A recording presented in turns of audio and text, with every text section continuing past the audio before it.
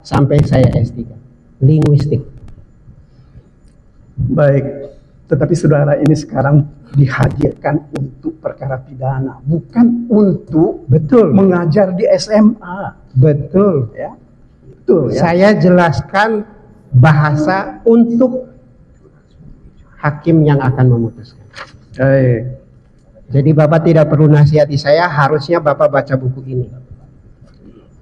Saya bukan mau menasihati saudara supaya meluruskan pikiran saudara. Ya, karena akibat dari keterangan saudara itu bisa mencelakai orang, meskipun bisa juga membebaskan orang. Oke? Selanjutnya yang saya mau tanya kepada saudara ahli, karena saudara tidak membaca beberapa buku. Misalnya, saudara pernah melakukan penelitian secara baik atau tidak? Bagaimana dalam bahasa dalam kriminal, the language of crime? Saya tidak meneliti bahasa yang khusus mengenai kriminal, tetapi yang saya bimbing atau yang saya tulis itu berkaitan dengan linguistik forensiknya.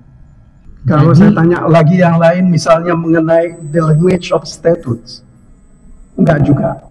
Ya, itu bukan bidang saya. Oke. Saudara, saya mulai tanya pada saudara sesuai dengan apa yang saudara sudah terangkan tadi ya.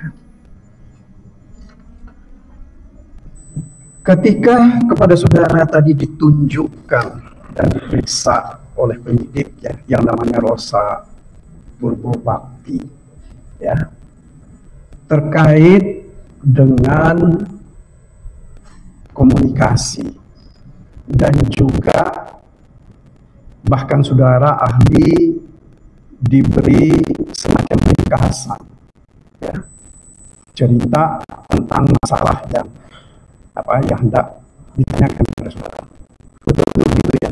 Jadi ada ringkasan kasus, tanggal poin itu sambil dijelaskan secara lisan.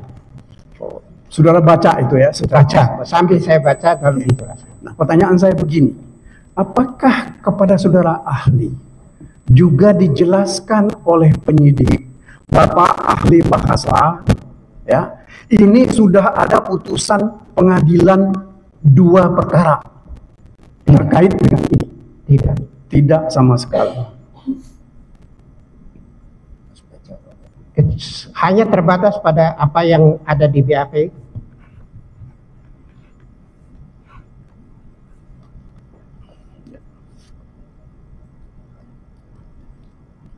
Kemudian tadi saudara juga menerangkan terkait dengan apa yang saudara sebut bukti rekaman yang ditunjukkan kepada saudara ya. Saudara tadi ahli katakan bahwa itu menurut penyidik sudah dikonfirmasi. Pertanyaan saya begini, sekali lagi, apakah juga ditunjukkan oleh penyidik ya, kepada saudara ahli dalam perkara ini putusannya bicara seperti ini? Tidak juga. Jadi saya ingin ketegasan dari saudara ahli.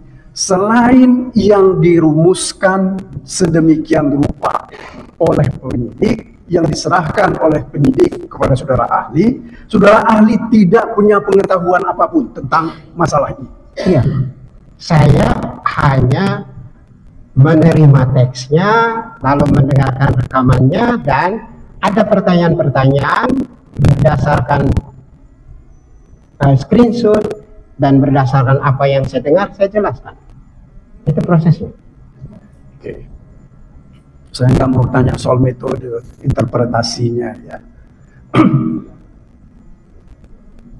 Tadi saudara menyebut-nyebut soal pembicaraan dalam komunikasi yang disebut dengan ada tadi oke, setuju. Kan saudara ahli katakan seperti itu. Oke itu bisa berarti setuju. Apakah menurut saudara ahli ya, bahwa oke itu bisa juga dimaknai, ya, itu sebagai basa-basi karena menghormati orang.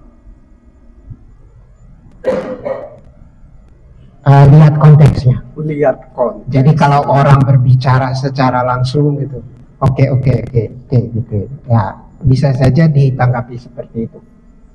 Ya, lihat konteks. Gitu, Tapi ya. kalau dari teks saja, ya, saya melihat oke di situ berarti apalagi oke sip, itu menyetujui.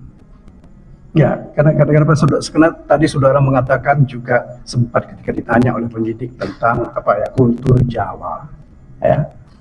Nah, kalau saya tidak keliru memahaminya, ya, di Jogja itu biasa kita bilang dulu, ya, inggih boten kepanggih, ya, iya tapi enggak iya.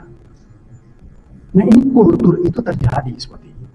Nah, makanya pertanyaan saya adalah, apakah menurut saudara ahli, ketika kita melihat ada orang yang budayanya seperti itu, ya, dalam kesehariannya pun juga bersikap seperti itu, apakah pernyataan-pernyataan sebagai oke, sip, bisa diartikan sebagai keterangan poin-poinnya, Pak? Saya ingat ahli pada atau saat pernyataan bahwa dia menghormati orang, dia tidak ingin menyakiti orang. Saya sekali lagi hanya berdasarkan data, lalu saya tafsirkan kalimat-kalimat yang ada. Saya tidak mempelajari latar belakang orang, saya tidak tahu latar belakang karena waktu diperiksa itu saya tidak beritahu siapa latar belakangnya, budayanya, dan mungkin itu